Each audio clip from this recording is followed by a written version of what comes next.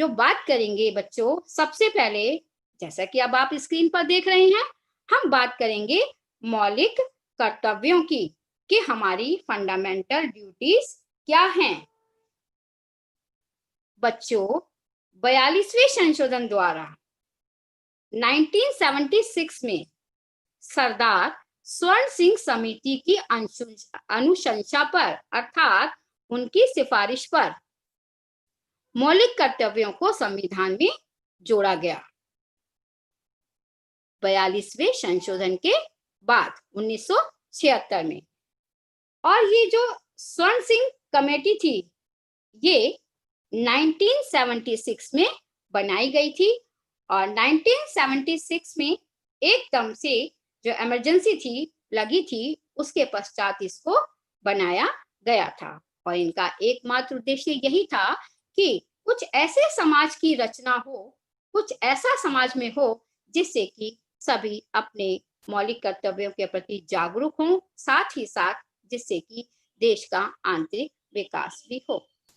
बच्चों, यदि आज हम वर्तमान की बात करते हैं तो वर्तमान में अनुच्छेद 51 का आर्टिकल 51A के अंतर्गत हमारे 11 मौलिक कर्तव्यों को दर्शाया गया है, जिनमें 1 से 10 यानी कि 10 मौलिक कर्तव्य 42वें संशोधन के द्वारा जोड़े गए थे। और 11वें मौलिक कर्तव्य को, क्योंकि आज हम बात कर रहे हैं कि हमारे आज वर्तमान में 11 मौलिक कर्तव्य हैं, तो 11वें मौलिक कर्तव्य को 2002 में 86वें संशोधन के द्वारा शामिल किया गया था। अब यह भी जानना जरूरी है कि ये किस भाग में है। तो मौलिक कर्तव्य संविधान के भाग 4 में आते हैं। भाग 4 का पार्ट 4 और 1 और अनुच्छेद 51 का आर्टिकल 51A में ये वर्णित हैं, अर्थात इसमें इनका वर्णन किया गया है। बच्चों, मौलिक कर्तव्यों का क्या महत्व है, क्या अनिवार्यता है? तो कहीं ना कहीं हम सबको ये जानना बहुत जरूरी है कि मौलिक कर्तव्य व्यक्ति को एक जिम्मेदार नागरिक बनाते हैं, टू मेक सिटीजन रिस्पॉन्सिबल, और नागरिकों के लिए ये एक सचेतक का कार्य भी करते हैं। इनका एक उद्देश्य है, एक महत्व है कि to act as a whip of citizens, असामाजिक गतिविधियों को जिससे समाज में अराजकता, अव्यवस्था फैलती है, उन पर रोक लगाते हैं, असामाजिक गतिविधियों पर रोक लगाते हैं। साथ में राष्ट्र के प्रति अनुशासन, डिसिप्लिन और प्रतिबद्धता, कमिटमेंट कि या आपको ऐसा करना है, प्रतिबद्धता की भावना को बढ़ाते हैं हमारे ये मौलिक कर्तव्य। ये मौलिक कर्तव्य यूं ही नहीं है, इनकी कुछ विशेषताएं भी हैं। और इनकी क्या विशेषताएं हैं? वो ये कि मौलिक कर्तव्यों में नैतिक व नागरिक दोनों कर्तव्य शामिल हैं। जहां आपकी ड्यूटी है, वही साथ में मॉरलिटी भी है। मौलिक कर्तव्यों में नैतिक व नागरिक दोनों कर्तव्य शामिल हैं। अब नैतिक कैसे और नागरिक कैसे? बच्चों, हमारे जितने भी स्वतंत्रता सेनानी हुए, उन्होंने राष्ट्रीय संघर्षों को जिस प्रकार से आगे बढ़ाया, जिन आदर्शों पर चलकर के उन्होंने हमें स्वतंत्रता दिलवाई, उन आदर्शों का पालन करना वो नैतिकता के अंतर्गत आ जाता है। और अपने संविधान, राष्ट्रीय ध्वज, राष्ट्रगान आदि का आदर करना हमारे नागरिक कर्तव्यों के अंतर्गत आता है। साथ ही साथ संविधान में वर्णित मौलिक कर्तव्य, इसकी एक सबसे बड़ी विशेषता यह भी है कि जिन मौलिक कर्तव्यों का वर्णन संविधान में किया गया है, उसमें हमारी भारतीय परंपरा, पौराणिक कथाओं, धर्म एवं पद्धतियों से भी संबंधित है, यानी कि ये उसको हमारी मौलिक कर्तव्यों को हमारी भारतीय परंपरा से, पौराणिक कथाओं से, धर्म एवं पद्धतियों से भी जोड़ते हैं। इस चित्र के माध्यम से भी आप इन विशेषताओं को समझ सकते हैं, जिन विशेषताओं का संबंध हमारे मौलिक कर्तव्यों से है। तो आइए अब हम अपना सफर बढ़ाते हैं अपने मौलिक कर्तव्यों के तरफ। हमारा पहला मौलिक कर्तव्य हमसे कहता है कि संविधान का पालन, उसके आदर्शों, संस्थाओं, राष्ट्रध्वज और राष्ट्रगान का आदर करें। कि हमको अपने जो ये संविधान है उसको ओबे करना है। Obey the constitution, respect it's ideals, respect करनी है हमें अपने इंस्टीट्यूशंस की, नेशनल फ्लैग की और नेशनल एंथम की। हमें इन सबको सम्मान देना होगा। ये हमारा पहला कर्तव्य है। दूसरे मौलिक कर्तव्य ने कहा कि राष्ट्रीय आंदोलन को प्रेरित करने वाले उच्च आदर्शों को हृदय में संजोएं व उनका पालन करें। यही जो अभी हमने पिछली स्लाइड पर बात की थी कि हम इन महान नेताओं के उन आदर्शों को हृदय से माने, दिल से माने, जिन पर चलकर इन्होंने राष्ट्रीय आंदोलनों को चरम तक पहुंचाया और जिसकी परिणाम है कि आज हम स्वतंत्र भारत में सांस ले रहे हैं। हमारा तीसरा मौलिक कर्तव्य है संप्रभुता, एकता और अखंडता की रक्षा करें और उसे अक्षुण्ण बनाए रखें की बात हमसे करता है। अक्षुण्ण बनाए रखें, वो अविभाजित रहे, टूटे ना, अटूट हो, अखंड हो, इस तरह का हमें प्रयास करना होगा। तो तीसरा मौलिक कर्तव्य हमें बात करता है कि हम इस तरह से एकजुट होकर के रहें, हम किसी भी प्रकार का भेदभाव ना रखें, जिससे देश की एकता बनी रहे। और ये हम सबको मिलकर करना होगा बेटा, ये किसी एक के हाथ की बात नहीं है, बल्कि हम सबको मिलकर के इस राह पर चलना होगा। यह हमारा कर्तव्य है। अब देखें, देश की रक्षा करें और आह्वान किए जाने पर राष्ट्र की सेवा करें। आपका ये चौथा मौलिक कर्तव्य है कि जब भी बात की जाती है देश की रक्षा की और सेवा की, तो हम सदैव तत्पर रहें। Protect the country and serve the nation when called upon. जैसे कि आज आप कोविड एप्रोप्रिएट बिहेवियर अपना करके भी अपनी रक्षा तो कर ही सकते हैं, साथ ही साथ आप राष्ट्र की भी सेवा करेंगे ऐसा करके। तो आपको इसका पालन अच्छे से करना होगा, ये आपका कर्तव्य है।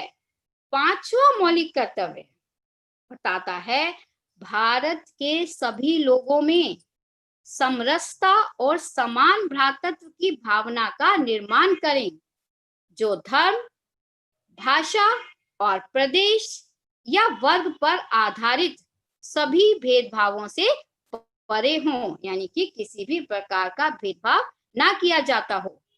ऐसी प्रथाओं का त्याग करो जो महिलाओं के सम्मान के विरुद्ध हों। ऐसी कोई भी कार्यवाही ना करें, ऐसी कोई भी गतिविधि ना करें जिससे महिलाओं के सम्मान को ठेस पहुंचती हो, उनके आत्मसम्मान को ठोकर लगती हो। तो समरसता अर्थात आपसी प्रेम, सौहार्द, बिना किसी भेदभाव के एक साथ मिलजुल कर रहना, यही तो कहता है हमारा पांचवा कर्तव्य। अब जब छठे कर्तव्य की बात करते हैं तो वो ध्यान दिलाते हैं कि सामाजिक संस्कृति की गौरवशाली परंपरा का महत्व समझें और उसका परिरक्षण करें। सामासिक यानी जब एक नहीं, दो नहीं, अपितु बहुत सी संस्कृति एक साथ मिल जाती हैं, उनका समावेश हो जाता है। जैसा कि भारत विभिन्न संस्कृतियों के समावेश से यानी कि सबको साथ लेकर के चलकर एक गौरवशाली संस्कृति को बनाए हुए है। आप सब समझते हैं ना, गौरवशाली संस्कृति जिस पर हम गर्व कर सकते हैं। तो भारत ने इनका संरक्षण भी किया है और संरक्षण करना हमारा कर्तव्य भी है। इनको बचाए रखें, इनको अपने दैनिक जीवन में लाएं और इनका संरक्षण करें। तो ये आपको हमारे छठे कर्तव्य के द्वारा बताया जाता है। सातवां कर्तव्य, बच्चों ध्यान से सुनो। सातवां कर्तव्य उस प्रकृति की बात करता है जिसने हमें बहुत कुछ दिया, या यूं कहा जाए जिसके कारण हम हैं। प्राकृतिक पर्यावरण की, जिसके अंतर्गत वन, झील, नदी और वन्य जीव हैं। हमें उनकी रक्षा करनी चाहिए। हम उनकी रक्षा करें और उसका संवर्धन करें तथा प्राणी मात्र के प्रति दया भाव रखें। हमें सबके प्रति, प्राणियों के प्रति भी, जीव जंतुओं के प्रति भी अपना दया भाव रखना है, जिससे कि पर्यावरण को स्वच्छ बनाया जा सकेगा, रखा जा सकेगा और दिन ब दिन हमें इसकी बढ़ोतरी के लिए भी प्रयास करना होगा, इनको संरक्षित करना होगा, जिससे कि हम इस प्रकार की प्राकृतिक दुर्घटनाओं को होने से रोक सकें। तो ये हमारा सातवां कर्तव्य कहता है, प्रकृति को संरक्षित करो, उसके प्राणी मात्र से प्यार करो। आठवां कर्तव्य है वैज्ञानिक दृष्टिकोण, मानववाद और ज्ञानार्जन तथा सुधार की भावना का विकास करें। अगर आप नई ऊंचाइयों को छूना चाहते हैं तो आपको वैज्ञानिक दृष्टिकोण अपनाना होगा, तभी तो विकास में आप नए आयामों, लक्ष्यों को प्राप्त कर सकेंगे बच्चों, और अंतरराष्ट्रीय जगत में भी उत्कृष्टता यानी कि और ऊंचाइयों की तरफ बढ़ेंगे। तो आपको टेक्नोलॉजी का, विज्ञान का प्रयोग अपनी सोच में, अपने क्रियाकलापों में लाना होगा। ये भी हमारा एक मौलिक कर्तव्य है। नौवां मौलिक कर्तव्य, सार्वजनिक संपत्ति को सुरक्षित रखें, जिसे हम सरकारी संपत्ति कहते हैं या जिसका उपयोग हम सब मिलकर के कर सकते हैं, उन्हें हमें सुरक्षित रखना होगा। और वे कब सुरक्षित रह पाएंगी? जब हिंसा से दूर रहें, जब हिंसा को पास नहीं आने देंगे। Protect public property and keep away from violence. यदि हम ऐसा कर पाए तो हम इस प्रकार की परिस्थिति को, ये जो आपको चित्र में दिखाई जा रही हैं, तो हमारे आने वाले समय में यदि हम हिंसा से दूर रहेंगे तो हम इन परिस्थितियों को न्यूज़पेपर की हेडलाइन बनने से रोक सकेंगे। यानी कि समाज एक ऐसा समाज होगा जहाँ किसी भी प्रकार की हिंसा नहीं होगी। तो ये हमारा एक मौलिक कर्तव्य है। अब 10वां मौलिक कर्तव्य कहता है कि व्यक्तिगत और सामूहिक गतिविधियों के सभी क्षेत्रों में उत्कृष्ट की ओर बढ़ने का सतत प्रयास करें, यानी कि ऊंचाइयों की तरफ। और ये प्रयास लगातार करना है। ये नहीं कि एक बार कोशिश की और आप बैठ गए, आपको सतत लगातार ये प्रयास करना होगा। इससे क्या होगा? इससे राष्ट्र निरंतर बढ़ते हुए, यानी कि लगातार आगे बढ़ते हुए नई उपलब्धियों की, नई ऊंचाइयों को छू सकेगा। हाँ बच्चों, लेकिन ध्यान रहे कि चाहे आप कोई व्यक्तिगत गतिविधि कर रहे हैं, यानी कि आप अकेले उसमें इन्वॉल्व हैं, या फिर आपका कोई समूह सामूहिक गतिविधि को अंजाम दे रहा है, लेकिन ध्यान रखें कि वो हमेशा ऐसी हो जो राष्ट्र को, आपको ऊंचाइयों की तरफ ले जा सके। ऐसी ही गतिविधियों को अंजाम देना है जिससे कि वो लगातार आपको अंतरराष्ट्रीय जगत में सम्मान दिला सकें, आपको स्थान दिला सकें। 11वां मौलिक कर्तव्य, जी हाँ, ये याद दिलाता है कि यदि आप माता पिता हैं, आप अपने आसपास में भी लोगों को ये बता सकते हैं। यदि आप माता पिता हैं तो 6 से 14 वर्ष तक की आयु वाले अपने बालक या प्रतिपाद्य को शिक्षा के अवसर प्रदान करें। आपको आगे बढ़कर शिक्षा के अवसर बच्चों को दिलाने होंगे। यानी कि 6 से 14 वर्ष तक की आयु के बच्चे के लिए निःशुल्क शिक्षा है, लेकिन प्रयास आपको ही करना होगा। चित्र में भी यही दिखाने का प्रयास किया जा रहा है और हम विश्वास करते हैं कि आप कर्तव्यों को समझ रहे होंगे। जैसे कि इसमें भी आपको दिखाई दे रहा है कि जितने भी ये हैं, इनमें प्रयास किया जा रहा है कि बच्चों को पूर्णतः शिक्षित किया जा सके। यहाँ पर एक शिक्षक के द्वारा माता पिता को समझाया जा रहा है कि वो अपने बच्चे को शिक्षा के लिए अवसर दें, उसे शिक्षित करने के लिए भेजें।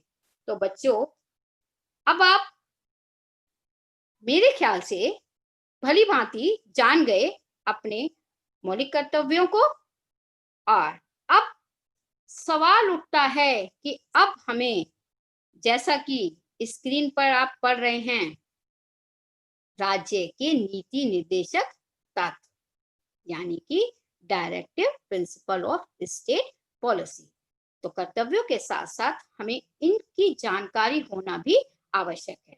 बिल्कुल सही समझे आप सभी।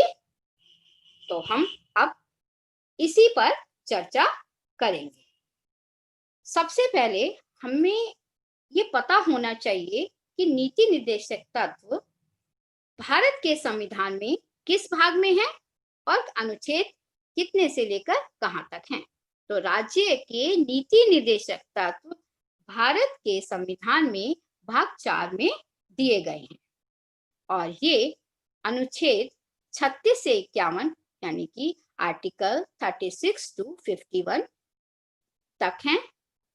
इसमें ये वर्णित है और हमारे जो नीति निर्देशक तत्व हैं ये आयरलैंड के संविधान से लिए गए हैं। आइए अब एक एक करके हम इनके संदर्भ में चर्चा करेंगे कि आर्टिकल 36 से लेकर के आर्टिकल 51 तक क्या क्या बताया गया है। जैसा कि प्रारंभ में आप देख रहे हैं, आर्टिकल 36 यानी कि राज्य की परिभाषा। तो अनुच्छेद 36 में राज्य की परिभाषा दी गई है। आर्टिकल 37 न्यायालय द्वारा परिवर्तनीय नहीं होंगे। विधि बनाने में इन तत्वों को लागू करना राज्य का कर्तव्य होगा। अब बच्चों ध्यान से सुनना कि अब ये राज्य का कर्तव्य है, हम अपने कर्तव्यों की बात नहीं कर रहे। अब ये राज्यों का कर्तव्य है, यानी कि न्यायालय द्वारा इनके उपबंधों में परिवर्तन, बदलाव नहीं किया जा सकता, लेकिन कानून बनाते समय राज्य इनको लागू कर सकता है और ऐसा करना राज्य का कर्तव्य होगा।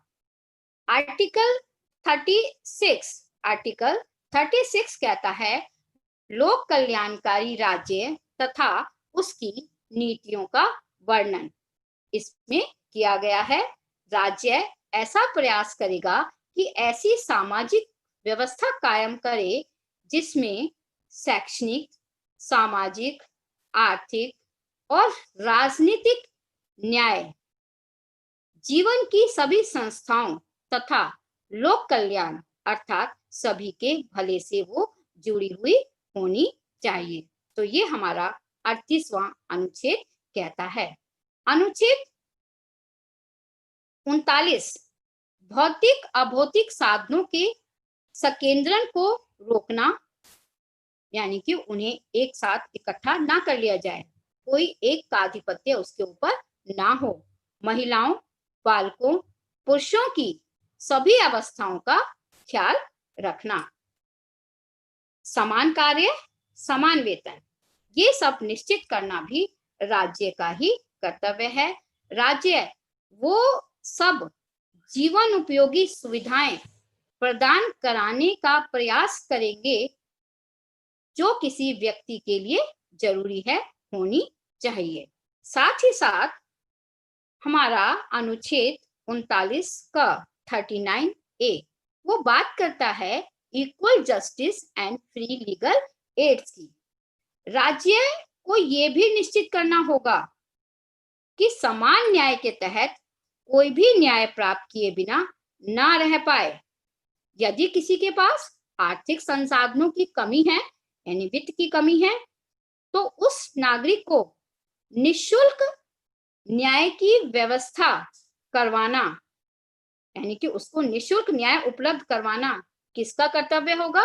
जी हाँ, आप लोग बिल्कुल सही सोच रहे हैं, वो कर्तव्य होगा सरकार का, वो कर्तव्य होगा राज्यों का। तो राज्य निशुल्क विधि सहायता देगा, समान न्याय देगा, लेकिन आर्टिकल 40 भी कुछ कह रहा है। वो कह रहा है ग्राम पंचायतों की शक्तियां, यानी कि ग्राम पंचायतों को और शक्तियां दी जाए। ग्राम पंचायतों की शक्ति बढ़ाने व निचले स्तर से राजनीतिक सहभागिता को सुनिश्चित करने के लिए, बढ़ाने के लिए ग्राम पंचायतों के संगठन का वर्णन इस अनुच्छेद के अंतर्गत किया गया है। अनुच्छेद 41 आर्टिकल 41 कुछ दशाओं में काम, शिक्षा और लोक सहायता पाने का अधिकार। इसका सीधा सा मतलब है राज्य अपनी सामर्थ्य और विकास को ध्यान में रखकर अपने राज्य के नागरिकों के लिए शिक्षा, बेकारी, बुढ़ापा, बीमारी जैसी परिस्थितियों में लोगों को सहायता प्रदान करेगा। कौन करेगा? राज्य करेगा। ये राज्य का कर्तव्य है और ये राज्य को इसके लिए प्रभावी कदमों को उठाना होगा, जिससे कि वो एक अच्छा सामाजिक परिवेश प्रदान कर पाए। अनुच्छेद 42 article 42 justified states of work वो कार्य की न्यायोचित दशाएं, अर्थात कार्यस्थल पर उचित सुविधाएं प्रदान करना, जिसमें महिलाओं के लिए मातृत्व अवकाश भी है और साथ ही साथ व्यक्ति के बीमार पड़ने पर उसको स्वास्थ्य के लिए यदि अवकाश चाहिए तो वो सब मुहैया कराना भी राज्य का ही कर्तव्य है। अब हमारा आर्टिकल 43 बात करता है कर्मकारों के लिए निर्वाह मजदूरी और बहुत सारी चीजों की। तो कर्मकारों अर्थात कर्मचारियों के लिए मजदूरी अवकाश, शिक्षा आदि का प्रबंध, साथ ही साथ सामाजिक व सांस्कृतिक अवसर प्रदान करने का प्रयास किसको करना होगा? यस, हाँ जी, वो राज्य को ही करना होगा। अब आर्टिकल 43 का भी कुछ कहता है। वो कहता है, क्यों अधिकतर हम यही मानकर चलते हैं कि जितने भी हमारे उद्योग हैं उनमें जो प्रबंधन कार्य है वो पूरा का पूरा वहां के अधिकारियों के हाथ में होता है। तो संविधान के आर्टिकल 43 का में कहा गया कि प्रबंधन में काम करने वालों की सहभागिता, इन्वॉल्वमेंट होनी चाहिए। यानी कि जो मजदूर वहां काम कर रहे हैं या जो व्यक्ति वहां काम कर रहे हैं उन्हें भी प्रबंधन में, जो मैनेजमेंट कमेटी है उसमें रखा जाना चाहिए। और फिर चाहे वो काम कानून बना करके हो या किसी और अन्य तरीके से, लेकिन उनकी सहभागिता का होना जरूरी है। आर्टिकल 44 समान नागरिक संहिता लागू करने का प्रयास। बच्चों, यहाँ पर मात्र इतना समझ लेना काफी है कि अलग अलग धर्मों के लिए अलग अलग सिविल कानून न होना ही समान नागरिक संहिता की भावना है। कॉमन सिविल कोड का यही उसकी एक भावना है। यहाँ आप इसको इस तरह भी समझ सकते हैं कि सभी नागरिक, यानी कि सभी नागरिक, भारत का प्रत्येक नागरिक, चाहे वे किसी भी धर्म जाति के हों, यानी किसी भी धर्म को मानते हो, किसी भी जाति के हों, उन सब पर ये लागू होता है। और यह भी जान लेना जरूरी है कि यह किसी के भी अपने निजी कारणों से ऊपर है। क्या? समान नागरिक संहिता ये किसी भी व्यक्ति के अपने निजी कारणों से ऊपर है। अनुच्छेद 45 article 45 free education to children is 6 to 14 और इसको 86वें संशोधन द्वारा 2002 में जोड़ा गया। यानी 14 वर्ष तक के सभी बच्चों के लिए निःशुल्क, बिना किसी शुल्क को अदा किए शिक्षा का प्रबंध करना भी राज्य का ही कर्तव्य है, जिससे कि भारत के प्रत्येक नागरिक को, प्रत्येक बच्चे को उसकी बेसिक जो एजुकेशन है वो प्राप्त हो पाए। तो ये जो बात की गई, ये इसलिए की गई जिससे कि प्रत्येक बच्चा अपने लिए शिक्षा को ग्रहण कर पाए, समाज में आगे बढ़ने के लिए और बाद में समाज को भी आगे बढ़ाने के लिए। 46वें अनुच्छेद आर्टिकल 46 अनुसूचित जाति, अनुसूचित जनजाति और दुर्बल वर्गों के हितों का ध्यान रखने की व्याख्या करता है, जिसके अंतर्गत शिक्षा, अर्थ संबंधी हितों के लिए विशेष प्रावधान व उनकी रक्षा करना भी राज्य का ही कर्तव्य होगा, राज्य की ही ड्यूटी होगी। पोषाहार, जीवन स्तर, लोक स्वास्थ्य में सुधार के प्रयास का कर्तव्य है। बच्चे, ये आर्टिकल 47 कहता है कि प्रत्येक व्यक्ति के जीवन स्तर को ऊपर उठाना, यानी उसके स्टेटस को बढ़ाना, उसको स्वास्थ्य सुविधाएं प्रदान करना। आपने अपनी छोटी कक्षाओं में भी इन सब के बारे में पढ़ा है। स्वास्थ्य सुविधाएं उपलब्ध करवाना तथा उन सबको वो मुहैया कराना जो कि एक अच्छे जीवन के लिए जरूरी है। ये कार्य करना राज्य के प्रारंभिक कर्तव्यों के अंतर्गत आता है। 48वां अनुच्छेद व्याख्या करता है राज्य द्वारा कृषि व पशुपालन को बढ़ावा देना। राज्य कृषि और पशुपालन की आधुनिक और वैज्ञानिक प्रणालियों को अपनाने व उपलब्ध करवाने का प्रयास करेगा, जिससे कि पशुपालन और कृषि को बढ़ावा दिया जा सके। बच्चों, 48A का पर्यावरण संरक्षण और संवर्धन का प्रयास, जिसकी चर्चा हम पहले भी कर चुके हैं, उसको बढ़ाना भी है और उसकी रक्षा भी करनी है। आर्टिकल 49 राष्ट्रीय महत्व के स्मारकों को, स्थानों और वस्तुओं का संरक्षण, अर्थात उन्हें बिगड़ने से बचाना, यथाशक्ति स्थिति उनको बनाए रखना, ये सब राज्य को करना होगा, जिससे कि हमारे जो ये महत्वपूर्ण स्मारक हैं वो क्षतिग्रस्त ना हो।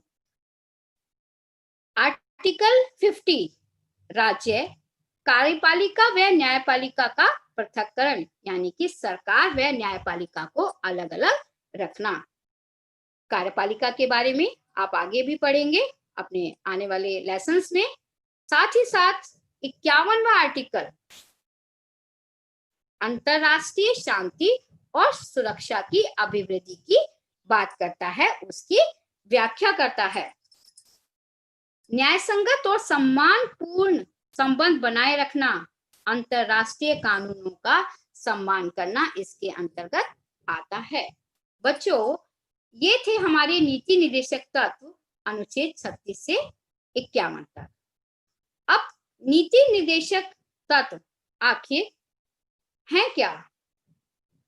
आप इसको ठीक से समझ लें कि राज्य के नीति निर्देशक तत्व केंद्र द्वारा राज्यों को दिए गए निर्देश हैं, जिनका पालन करना या ना करना राज्यों की इच्छा शक्ति पर निर्भर करता है।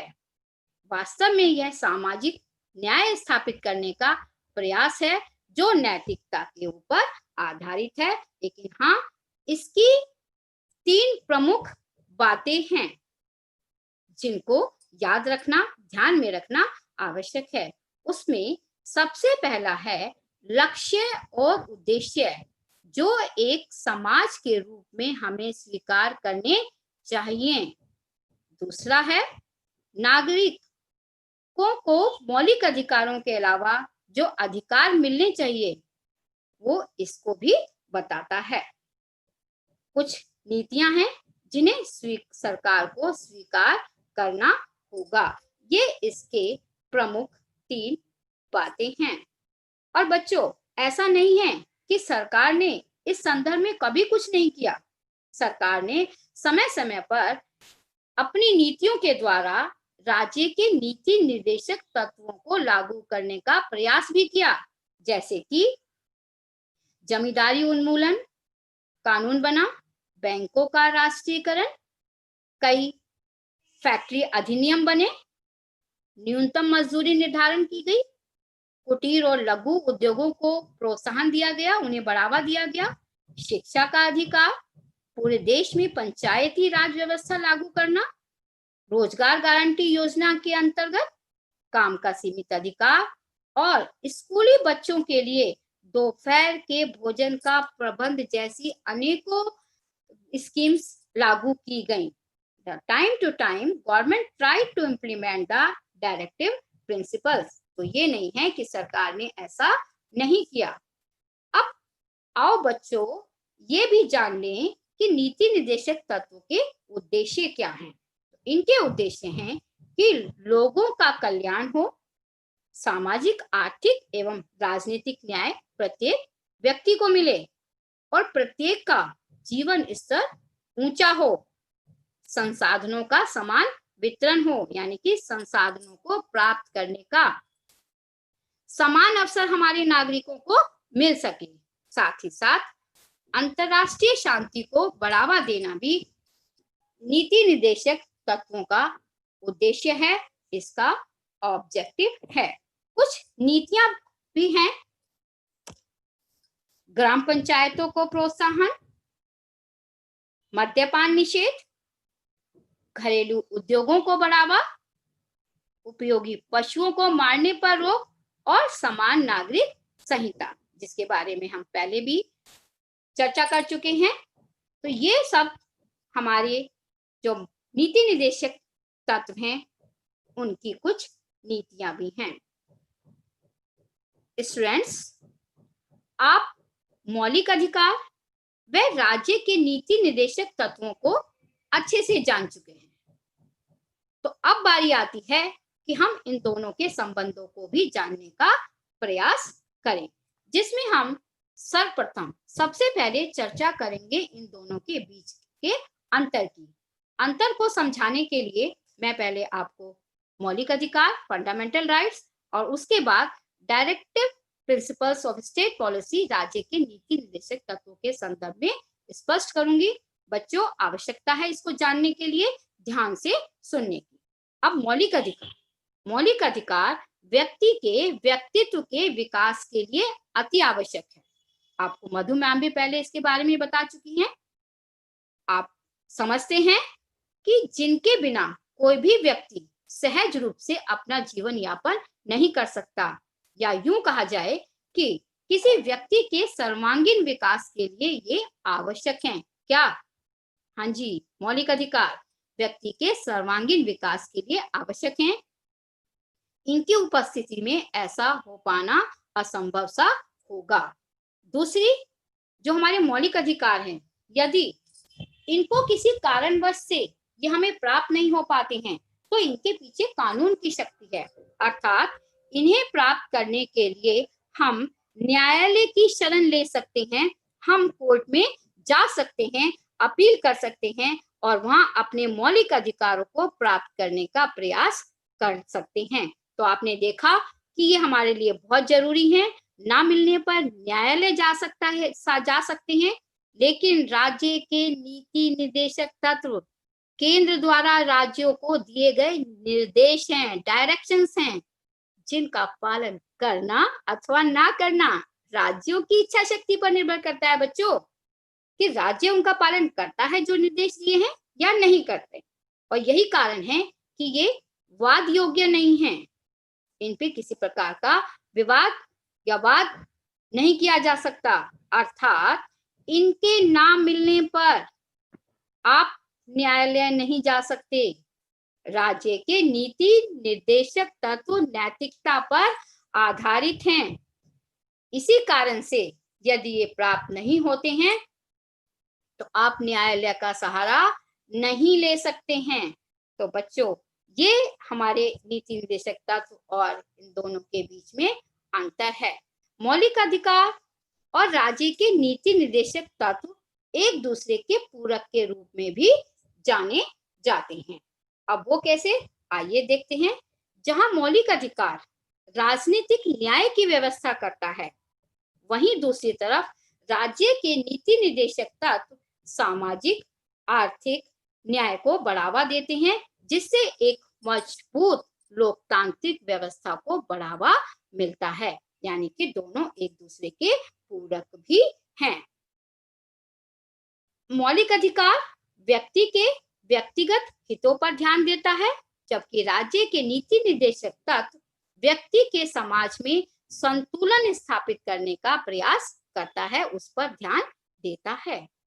मौलिक अधिकारों के द्वारा यह पता चलता है कि नागरिकों को क्या दिया जा चुका है और क्या दिया जाना बाकी है, क्या दिया जाना चाहिए।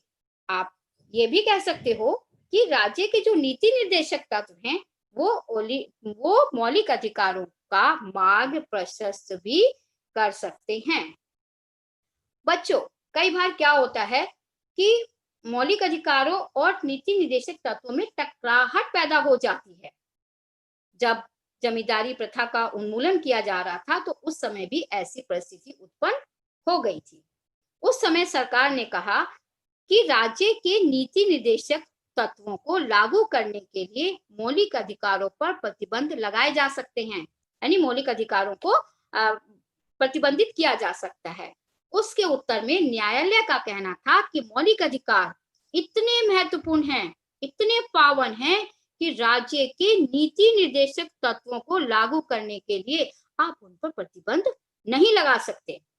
अब सरकार का कहना था कि संशोधन के जरिए ऐसा किया जा सकता है, लेकिन संसद संविधान में किसी भी अन्य प्रावधान में संशोधन कर सकती है, ऐसा सरकार के द्वारा कहा गया।